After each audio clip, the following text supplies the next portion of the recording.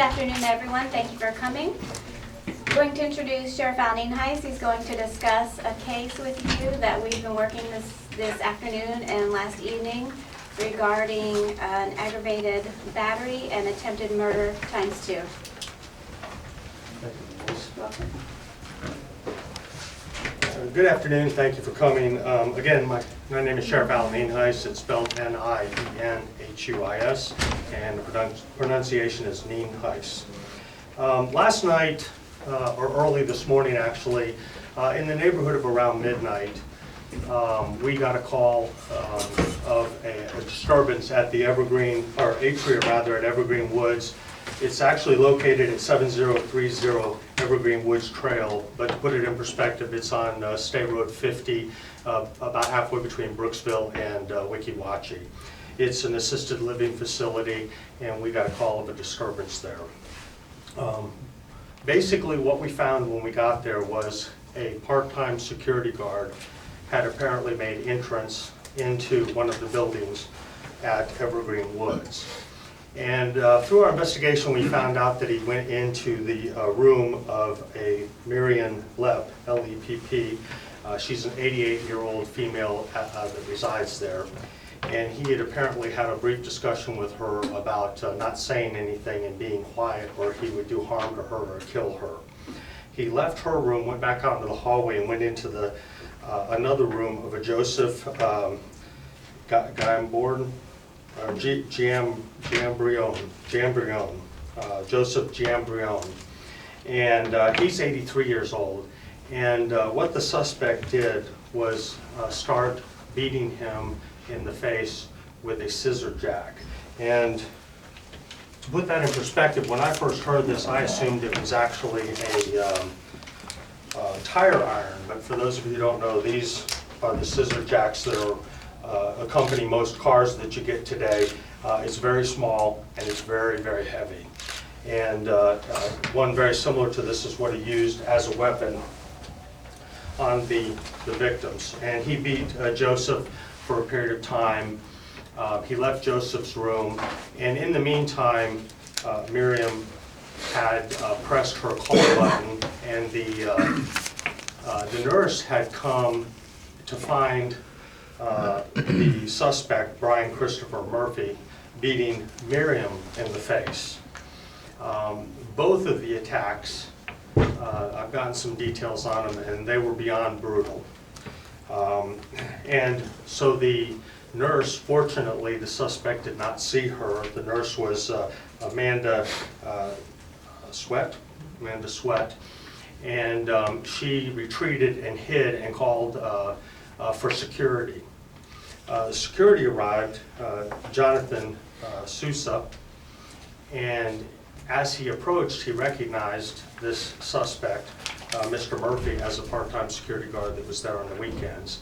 And really, before he could interact with him hardly at all, Mr. Murphy took a swing at Mr. Sousa, and Mr. Sousa was able to move in a way, deflect the swing, and wasn't hurt, but he engaged him and was able to hold him down until deputies could arrive. Deputies arrived in about 4 minutes and found Mr. Sousa holding Mr. Murphy until we got there.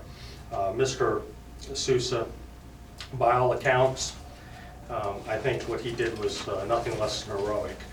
He went unarmed against an individual who was armed with something that was obviously very deadly.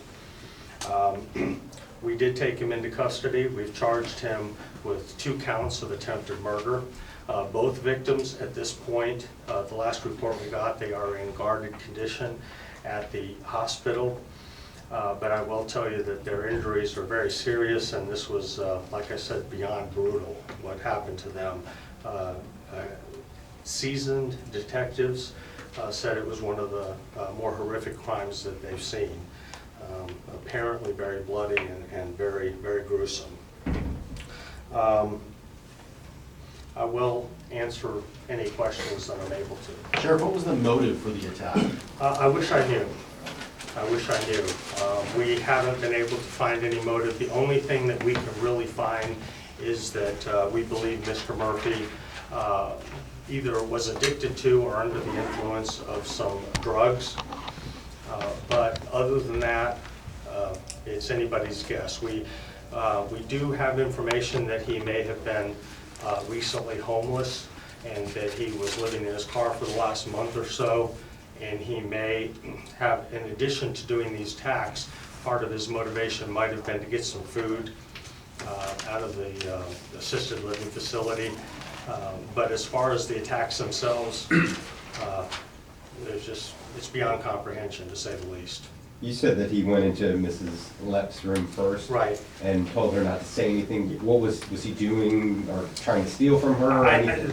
Again, apparently, from what I'm being told, it was a very, very brief encounter. He just told her, be quiet, don't say anything or I'll kill you or I'll hurt you or something to that effect.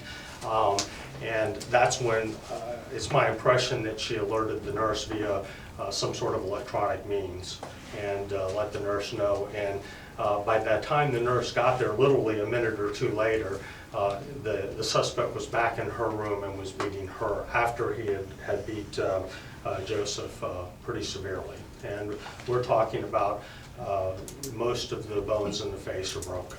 So we're talking serious. To both victims?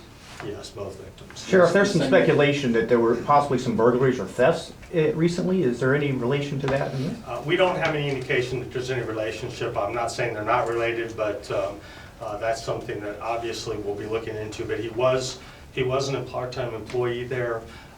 It's my understanding there's some indication that he did break in, so it wasn't like he let in. It was let in. I can't verify that yet. It's obviously still early. This has been a little over 12 hours since it's occurred, so things are still happening as we speak.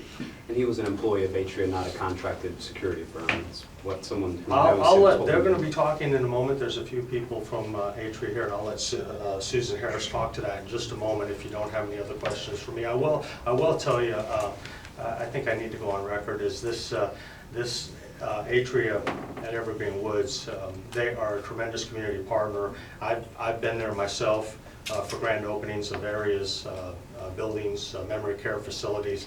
It is a very, very well maintained, and it breaks our heart that they're going through this because they are a community partner, and it's a place that I wouldn't have any hesitation putting my family there, and so it's tragic beyond tragic.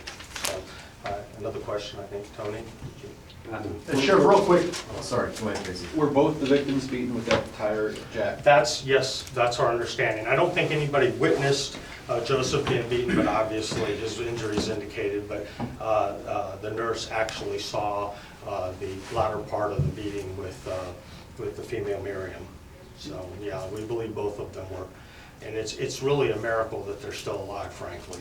And Sheriff, just want to be clear on this. Do we think that he went after Lepp because he noticed she called for help? Is that? No, I don't think so. We don't have any indication of that, but it sounds, for whatever reason, he went into her room first, said something to her, left her room, went into Joseph's room, and then when he was done there, came back to her room and beat her. We don't, obviously, both victims, it's been very difficult for us to interact with them. I don't think they're even conscious, much less able to talk to us. But so everything we've gotten through the witnesses that were there, and they didn't see the whole thing, obviously. And did you say that because he's an employee, he had access or he had to break in? We're relatively confident that he broke in. I'm not 100% sure of that, but at least some of the things some of the indications at the scene was that he's broke in, but I can't say that for 100% certainty just yet. Has he been arrested before, are you guys? Nothing in Florida. He is originally, he went to high school here. I don't know if he was originally from Florida, but he was in Florida. He went up to, I believe, New Jersey for a short period of time, and recently came back within the last several months or a year, and might have had a little bit of issues in New Jersey, but the charges, it's my understanding the charges were dropped or dismissed or something like that, but nothing to this degree. All right?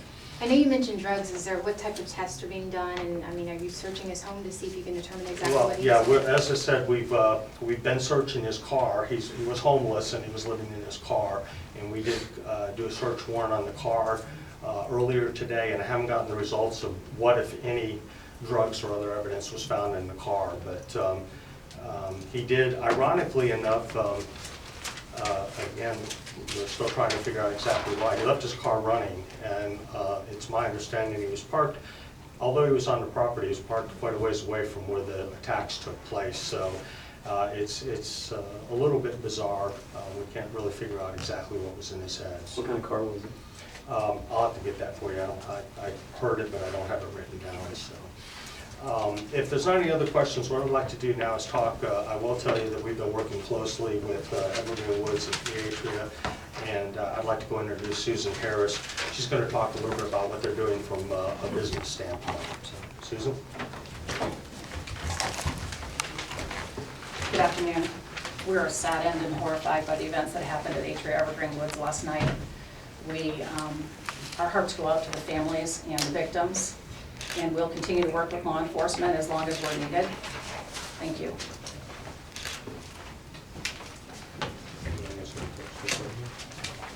Was there any background check when this individual was hired? That's all the statement that they're willing to make now. I think they're still looking into some of it. But as I said, we've been working closely with them, and we appreciate the cooperation we've gotten from them. So with that being said, we'll go ahead and conclude. Tom? Sorry. Are there anyone else that may be involved, you may be looking at, investigators? I don't have any indication at all that there's any other people involved. No, there's nothing that's led us to believe that. So, all right. Thank you all very much for coming out. And